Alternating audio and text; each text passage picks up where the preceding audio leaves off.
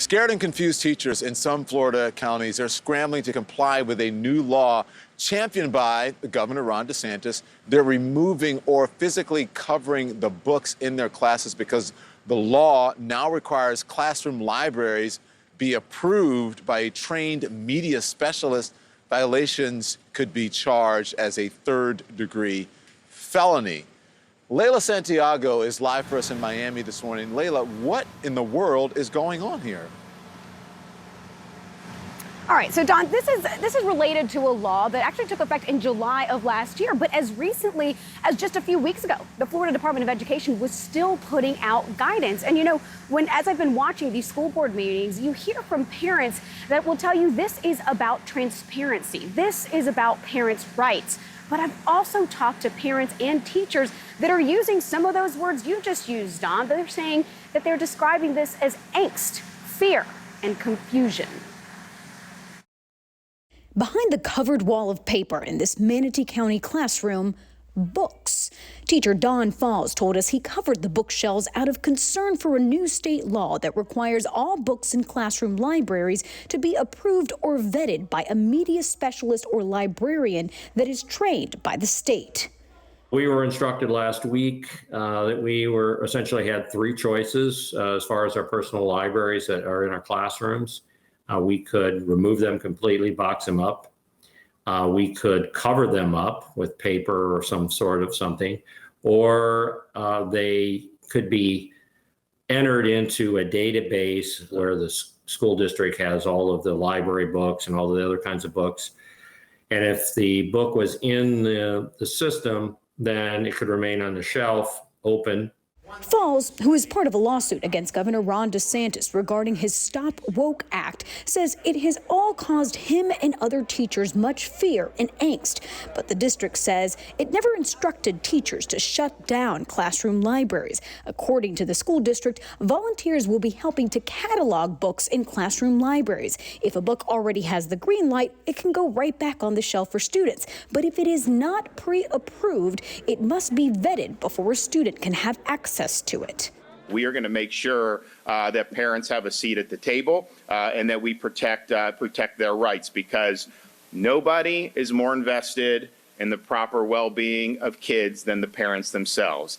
According to Florida's Department of Education, selection of library materials, which includes classroom libraries, must be free of pornography and material prohibited under state statute, suited to student needs and their ability to comprehend the material presented, appropriate for the grade level and age group for which the materials are used and made available.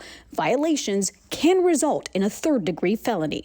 This is us protecting the teachers, not saying we're banning books. During a school board meeting this week, Manatee County school officials acknowledged they don't know how long it'll take to verify all the books. In the meantime, the district said students have access to books in their school's main library, but the process has sparked confusion and high emotion.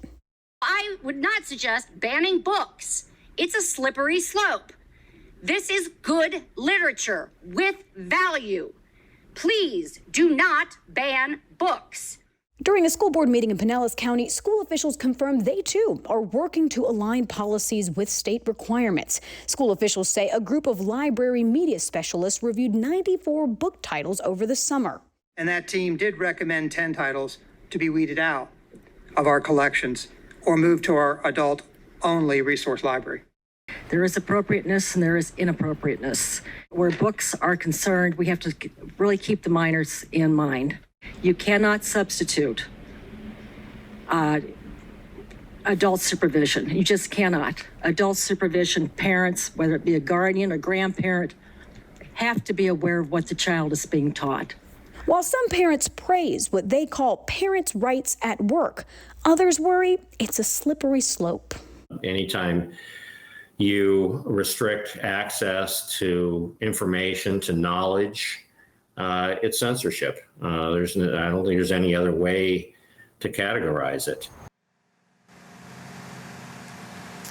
Okay, so let's go back to that Pinellas County School Board meeting from this week for a minute. The school officials there made it clear that there could be additional titles that are removed as they continue through this process, and they are going to continue, they say, to err on the side of caution. Another challenge brought up by one of the school board members, the definition of age appropriate. How do you define what is age appropriate in this vetting process? I reached out to the governor's office as well as the Department of Education with that very question, and we have not received a response. Layla, thank you. Thank you. Poppy, this is bizarre. I know. I know. What are we doing here? I mean, I feel like we're going back. I feel like I'm watching a bad version of like Pleasantville where I don't get what's happening. It feels like the 1950s all over again with like book banning. This is cancel culture from people who are, I guess they just want our kids to be ignorant and to control the teachers. This is outrageous. I really don't even know how to explain what's going on here. It's just ridiculous. Yeah, or another country. I mean, Layla, you're a parent. You're a new parent. I got, kids just starting to read. And when I read this in your reporting, that a teacher can face a felony if they knowingly distribute anything not approved by these DOE-trained professionals, that is stunning. You open your piece and the books are covered with paper? That's happening in American classrooms. It's, wow. Right, and Poppy and Don, I should add, in Pinellas County, one of the things that came up in that school board meeting was a recent removal of a book just within the last month. That book was Bluest Eyes by Toni Morrison. Yep. And that became part of that debate that there is a Nobel Peace Prize author whose book is being pulled, but from the other side, you have parents who say, I'm not comfortable with some of that material. I should know what is in my classroom, and this is a book that deserves, in their opinion, further scrutiny. And just to be clear, I know we got to go, but I'll be clear. I do think parents need a voice in this. I'm a parent who wants a voice in education, but I also think there's a lot that. But this isn't about a voice in education, yeah. Poppy. I think that's a red herring. Listen, Yeah. I understand what you're saying. I think that's a red herring because there are lots of uncomfortable topics that are in books. You didn't let me finish. Nazism, I was Mein just going to Kampf, say. all of it. Right. I was just going to say that was the second Go part on. of my thought, Don, but I want my kids to read things that are uncomfortable to talk about and have these hardest conversations at home and in the classroom. So. That's how we learn. Things are uncomfortable. History is uncomfortable. Even the present is present.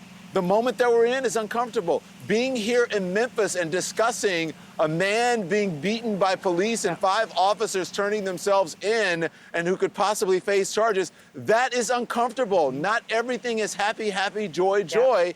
And in order to grow as human beings and as a country and as a democracy, we have got to be able to face these things that are in our past. Toni Morrison is one of the most decorated authors in the history of this country and the world. I mean, it is outrageous. People, Ron DeSantis, stop it. You're not helping. You're hurting. Thank you, Layla. Poppy, you're right as a parent. I agree. But these things totally just get me riled up. And you know what? Everybody should be riled up. We got to stand up against this stuff. It is outrageous.